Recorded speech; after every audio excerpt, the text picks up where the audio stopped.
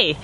So, I figured it's about time that I make a video about disability, and specifically my disability. Disability is really something that's been on my mind a lot lately as I move, because I've been identifying more and more consistently as disabled as I get older, rather than just saying that I have a learning disability.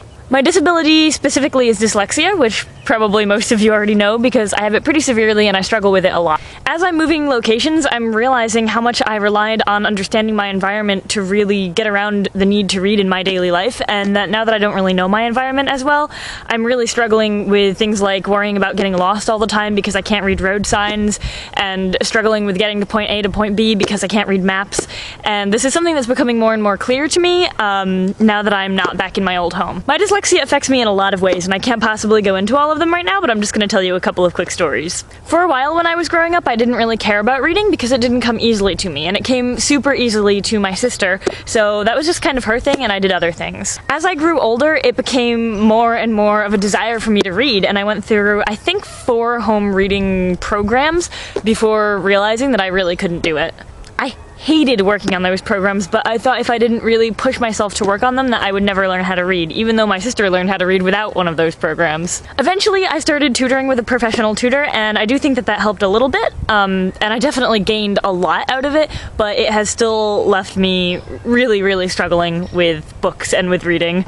I used to wish every year on my birthday candles that I would wake up the day after my birthday and just magically know how to read, and that never really happened for me, and that was something that kind of served to crush my belief in magic a little bit. When I was about 12, I set off a major security alarm in the electronics store Best Buy because there was a sign on something saying that it was under surveillance and under alarm, and if you touched it the alarms would go off, and I just didn't look at the sign.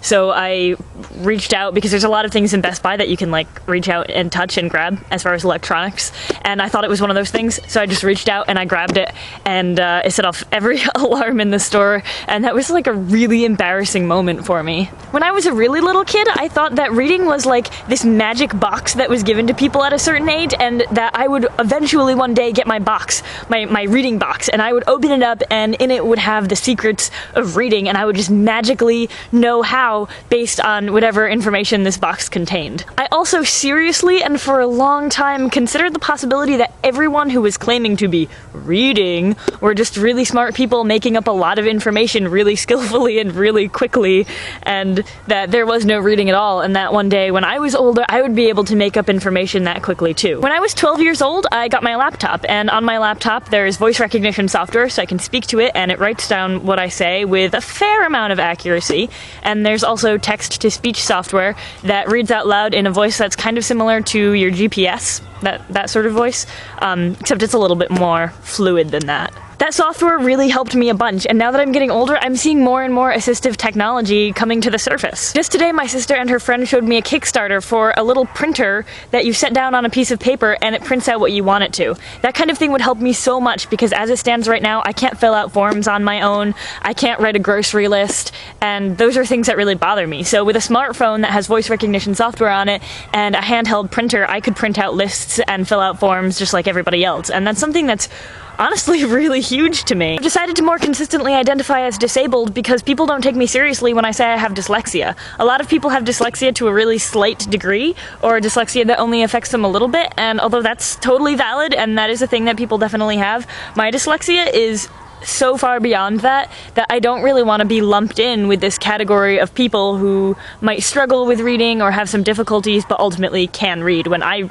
really can't. Especially when I was younger, people my age used to try and teach me how to read, and that was something that was always really difficult and painful for me, because people thought if only they could help me sound out a word, or if only they could sit with me and talk to me about books, that they would be able to solve my problem for me, despite me trying to say that's really not how it works for me. I also attempted to fix my dyslexia with something called behavioral optometry, which is basically a series of eye exercises that really does work for some people, but really didn't didn't work for me. It was a lot of really weird stuff. It's kind of like when you go to the eye doctor and they do some like eye exercises with you. It's like that, only 1,000 times more intense and more expensive and more horrible. My behavioral optometrist didn't believe in dyslexia, so her and I used to struggle with that a lot, and she felt that people diagnosed with dyslexia were just needed the right approach to teach them how to read, and I obviously felt very differently, and her program did not ultimately really work out for me.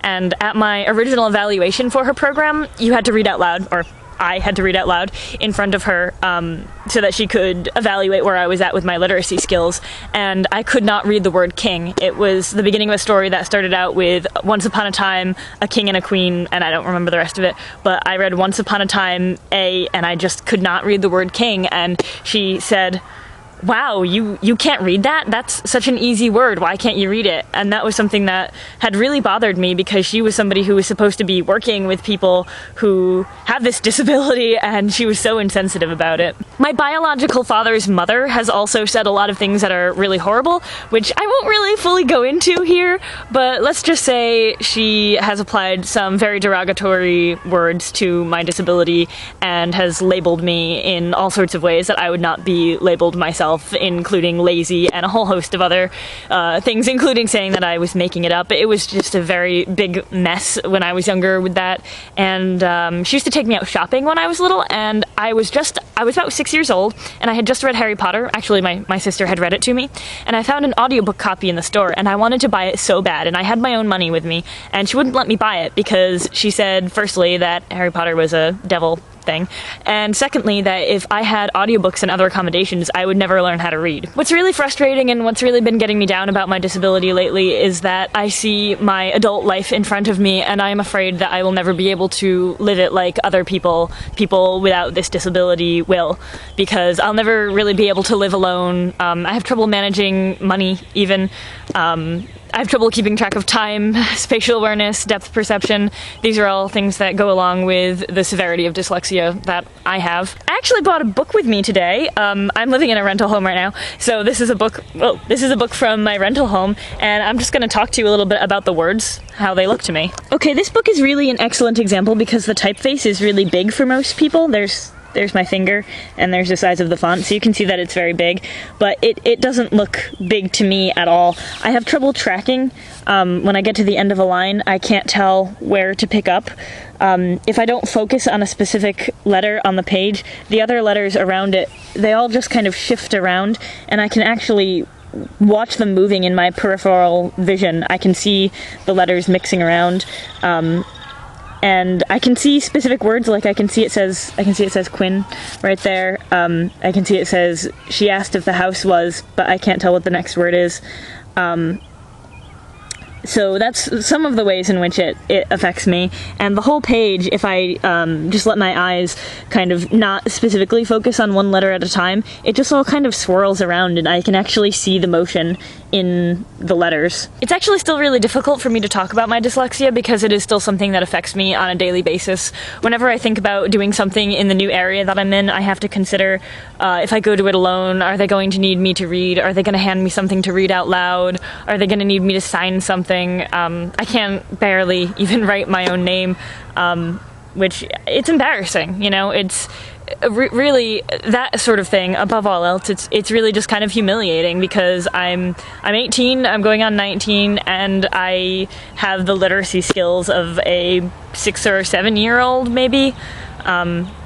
So that's one part of it that is really difficult for me. Of course, I'm really blessed in other ways, and I'm very lucky to live with parents who have supported me through my dyslexia and done everything that they could for me at every turn. Some other things that can really get me down about it are, like if I'm online, there are a lot of images online that have text embedded into the image, and I can't read that kind of thing with my screen reader. My software has to be able to highlight the text in order to read it out loud to me.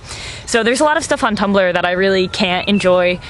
Gift sets with words underneath them, I can never ever read those. And there are some people in my life who are kind enough to almost always put the text underneath the image, and I really appreciate that because going on Tumblr, which is something that a lot of people use to even the playing field as far as things like ethnicity and ability and sexuality and gender is something that really puts me on uneven footing. Well, I've been saying for a long time I was going to make a video about my dyslexia and how it affects me more personally, so I hope you've enjoyed this video. So if y'all have questions about it, you can feel free to drop them down below. Nothing is rude, really. I'm totally an open book about it, and an open book. Okay, alright, that was funny. So yeah, let's continue the conversation if y'all want to do that. So, cool. Isn't it beautiful here? I love being outside. Yeah.